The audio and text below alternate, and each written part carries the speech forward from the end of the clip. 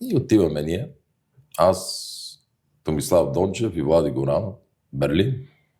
Идва с количката министър Шойбле.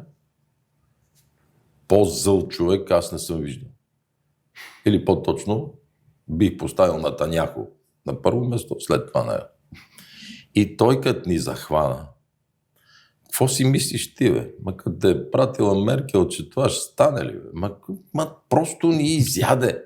И аз казвам, извинявайте, ама понеже ни казаха, че ни каните на среща, затова дойдохме и просто се чудиме как да си тръгнем. 2-3 минути просто. Но тръгвайки си, той се обърна и каза, видях ти показателите. И са ти много добри. Завъртях с количката и замия.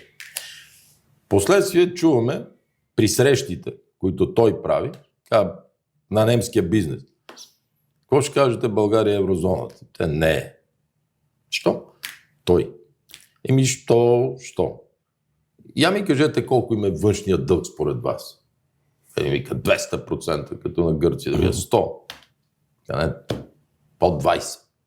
И цялата зала му пляска.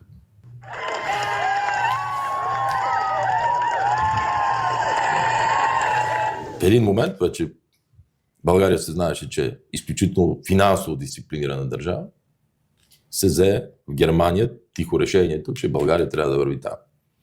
След това нещо, което сте забравили, може би, беше Европейския съвет в София. България беше домакин. Това е съвета, на който нямаше нито един отсъстващ. Премиер, президент, канцлер от Европа. На този мост тук вървяха заедно президента на Франция, канцлера на Германия, премиера на Великобритания. Там. Може сте забравили, аз да го напомня. Стриптиз спрай, след аз си малко. Стриптиз спрай по долни гащи.